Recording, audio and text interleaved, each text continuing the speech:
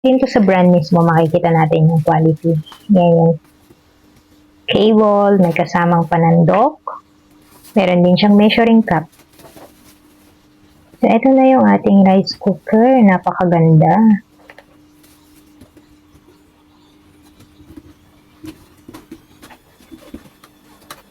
Bubuksan natin, digital siya. May kasama din siyang steamer. Tsaka meron pa isang sandok sa loob para sa sabaw-sabaw. Yan siya.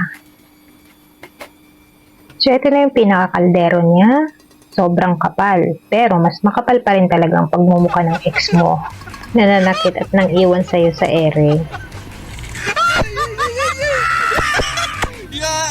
Yan, digital siya. Marami siyang function. Meron din siyang quick cook. Then, iba-ibang klase ng rice kung anong rice ang gusto mong lutuin.